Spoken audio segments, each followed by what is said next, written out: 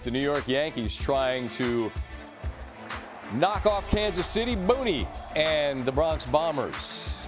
A 2-1 series lead in the ALDS, and Gleyber Torres, first pitch of the game, and he stepped in ready to swing, and he advances to second. What a way to start. A lot of hustle. Next batter's Juan Soto. And he delivers to right field. Tommy Pham bobbles, and that allows the first run of the game to come in. Aaron Judge, ground ball up the middle. Just one hit in the series. His offensive struggles continue, although he did have some hard hit balls in game 3. Bottom of the frame, Michael Massey. This actually gets into the Royal dugout. Michael Wacha gets conked. He'd be checked out, but he'd be okay. 5th inning, Wacha's still in there. Runners on the corners, 2 out knocks. My buddy Johnny Anderson will say, to get you to heaven, I'll get the Yankees another run. So big in playoff baseball. It's 2-0. So big with this guy on the mound, Gerrit Cole. This is exactly what you want from that guy.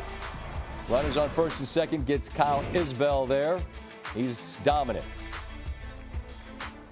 Lucas Erceg, the Royals closer, is in, and why not? There's no tomorrow, as the saying goes, and there's Judge delivering.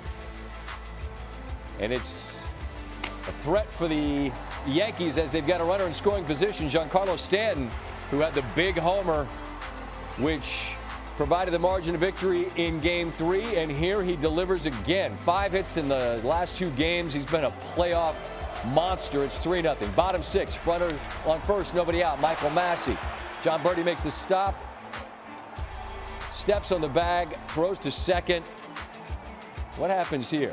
Maikel Garcia has some words. Isn't the time for all that. Jazz Chisholm's fired up. It's a hard slide, and we'll see what happens is that after Maikel Garcia's slide, got an arm up around the neck, and Volpe, little couple of pats there, and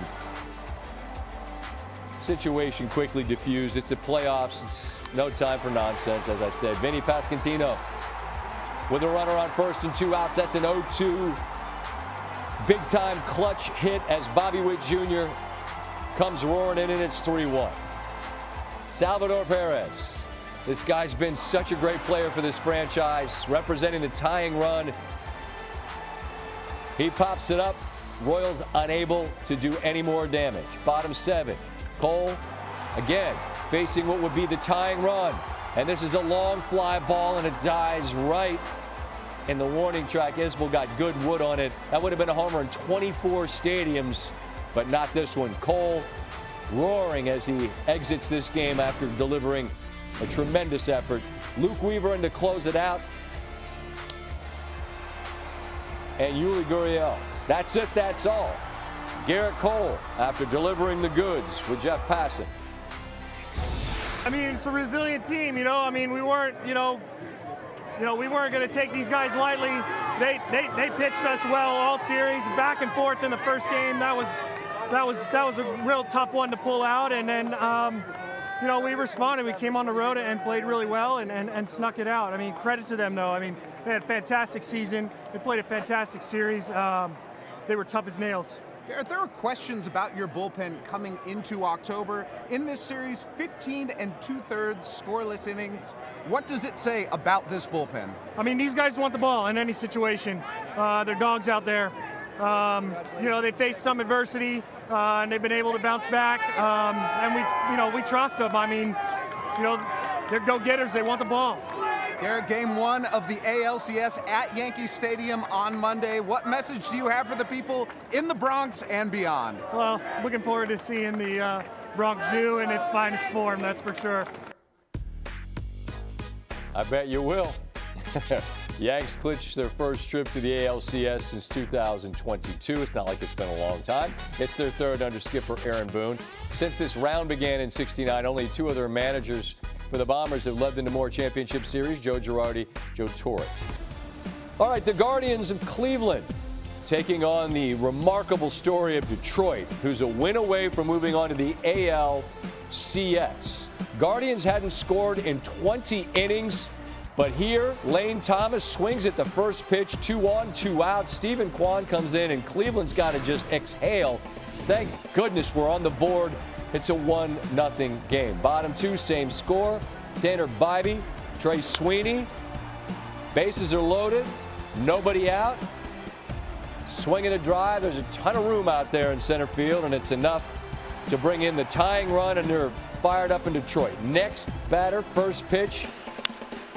Jake Rogers lines one right at Brian Rocchio, and he's able to double up Spencer Torkelson. So that could have been a monster inning for Detroit. Instead, it's just 1-1. Jose Ramirez is way too dangerous to be kept down for long, as I was saying. Of course, this happened a long time ago, so it was easy for me to say, but you know he's too good to go 1 for 11. His home run there puts Cleveland in front. Bottom 5, same score. Zach McKinstry, 3-1, and he answers the solo shot in the top of the inning with one of his own. That's his first career playoff home run. And we head to the bottom of the 6th, 2 on, 2 out. Winsel Perez pinch hitting, and that's a bloop. You got to get in where you fit in, and that gives Detroit a 3-2 lead. 9 outs. That's a long way to go. And in the top of the 7th with 2 out, David Fry, a pinch hitter, high and deep and gone. A 2-run homer. Cleveland now has the lead, 4-3. Nothing like the back and forth of playoff baseball. Bottom 8, 2 on, 2 out. Emmanuel Clase. Last appearance in this situation, he gave up a 3-run homer in game 2. He gets the strikeout here and gets out of the inning. Top 9. Runners on the corners, 1 out. Fry, who hit the home run here. It's a squeeze. Rocchio got to get to the dish. Quick throw home and a great slide. Rocchio is able to cash the gutsy move from Stephen Vogt as it works, and the Guardians get a monster insurance run, as it turns out really big, because Detroit got one. It's 5-4. Matt Vierling, that's 100 on the corner. That's it. That's all.